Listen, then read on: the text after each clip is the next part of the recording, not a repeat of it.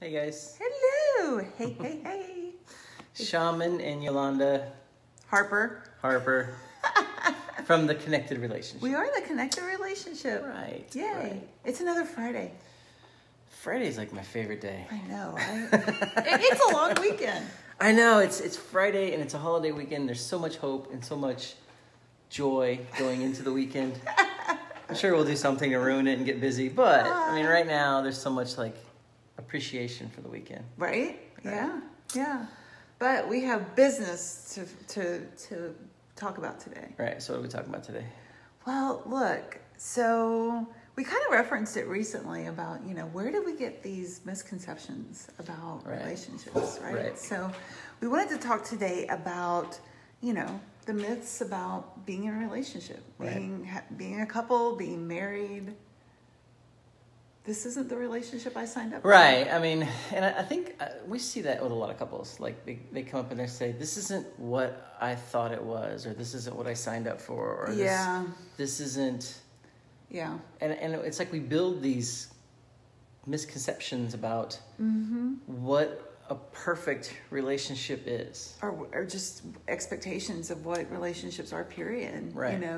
And this topic came after having one of those conversations. Right. And, the person I was talking to was like, nobody tells you this stuff. Right. And I'm like, legit, nobody does. Why? Right. Why? So what's our first myth? So I think the first myth is that whole fairy tale, and they lived happily ever after. Right. The whole Disney princess. The princess is rescued by the prince. Right. After the Disney rain, after the Disney rain, great. Right. Yes. Right. Yeah. And, they ride off into the sunset and they live happily ever after. And it's not necessarily the case. No, that would not be accurate at all. Because, Right. Real life, we are living it right now. Real life is tough. Right, and it's messy, and it's not always perfect, and it doesn't always have this excellent ending. Yeah, Right. yeah. So, are there moments of that bliss? Sure. Certainly. Yeah. Friday is a moment of Friday, bliss. Friday would be when they most likely happen. Right. And thank goodness, because, it is that's kind of what helps to build the reserve and the reservoir for when life gets real and hard and tough and all of that kind of stuff. But, this expectation of we're going to live in perfect harmony and we're never going to argue and my partner's going to read my mind and, we'll have X number of date nights and we'll have sex this often and that whole thing. Right. It just doesn't work out that way. I think that kind of leads us to the next one. My partner isn't the same person I married or the same person I first met. Or Right. So My partner's different. Yeah. So this one is really interesting, right? Because, our backstory is that we met when we were 16. In case you haven't heard that story. A couple of years ago. Yeah. So we've been together for almost 30 years now. And could you imagine either one of us being the same as what we were when we first met or even when we first got married? Right. No, that would be bad. Yeah. So I think, and this is a conversation that you and I had recently, that,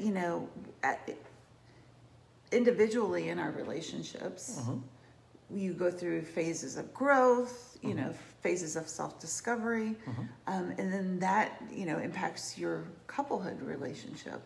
And so it's navigating through that when one person is going through a growth phase. Right.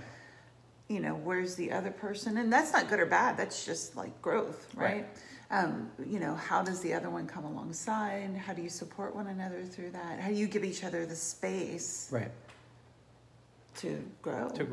Right. And that's hard because we don't grow at the same time, and like you just said, and when one person's going through it can be uncomfortable. Actually, it can be uncomfortable for both. But sometimes it's really uncomfortable to watch somebody else going through some growth thing, and you're like, wait a minute, what does that mean for me? Well, I mean, I think in general, as human beings, we like homeostasis. We like the status quo. Right. And so when our partner's when you're going through your own growth phase, I'm like, what the heck? I did not sign up for this. Right. So I think that can translate into some disillusionment in your relationship if you're not aware and anticipate that, as you journey through your relationship together, it will happen at some time. Kind of like the first one, this whole disenfranchisement thing. Right. Disenfranchisement thing. Sorry. Yeah. So the third one, and I love this one too, because it's like, if it's meant to be, it'll be easy. And that's crap. Right? Welcome 2020. I mean, I'm sorry, but relationships are hard. Oh, okay. I will say that being in a relationship kind of is up there with being a parent as far as like my own self journey, of improvement and stuff. It is a challenge. It's a challenge to learn how to be with someone who's not like you. Right. It's a challenge to look at yourself and say, how am I playing, what role am I playing in this? Right. But it's, it's not. I mean, the fact of the matter is relationships are hard. Mm-hmm. And if you want them to work, you have to fight like hell to make them work. Yeah. And you have to be super intentional. Right. You really do. And that's part of that fighting like hell. Now there is, there's good moments and playfulness and all that. Certainly. Too, but overall, it's a lot of work. Mm-hmm. It's tough. Mm-hmm. It ain't easy, man. Mm-hmm. Mm-hmm. So the next one, you want to say that one? Yeah. If I only had a different partner. Right. Wait a minute. What? Joe next door. Does all this stuff for me. Does all these things for his wife or his partner. It's like that grass is greener somewhere else mentality. Right. If I were with this other person, we wouldn't have any of these problems. And Joe next door's wife's like, well, I wish like I was with your shaman. Right? Yeah. So I mean, it's like that, right? We think we get some weird concept that things are better somewhere else, or I should be with somebody else. Like it would just solve all my problems. It would solve everything. Right. Yeah.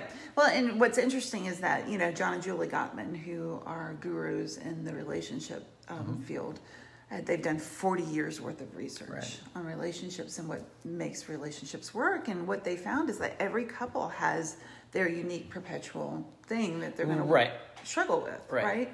And if it's like loading the dishwasher for, Kim and Carl, then it's, in-laws with Ralph and Rebecca, so whatever your thing is, the point in the relationship is to learn how to navigate through those bumps in the road. Right. You can actually create strategies to work through those differences. Yeah. Right. And actually in doing that, it actually brings you closer together as a couple. Certainly. Yeah. So then the last one is like this myth that if we could just fix our communication. Now, I mean, this one's kind of weird because we do a communication workshop. We do. But communication is just one piece of all this. Yes, and it's interesting because, it's another one of those things that, if we could just have the hack for that, or if we could just wave the magic wand in that. And really that desire for improved communication goes a lot deeper than, I mean, we all communicate, right? I'm like, hey, I texted you earlier, hey, I forgot this. Can you bring this out to me? Right. We know how to communicate. It is, I want to communicate heart to heart. I want to communicate intimately. I want to communicate in a way that connects us. Right. And that takes a lot of slowing down. Right. And that takes a lot of intentionality. And go back to myth number 3, it takes a lot of work. It takes a lot of work. It takes a lot of being mindful, being present, like coming into the best version of ourselves possible. Right. So that we can set that up for success. Right. So those are how many myths did we do? 5 myths? 5 myths. So what did we miss?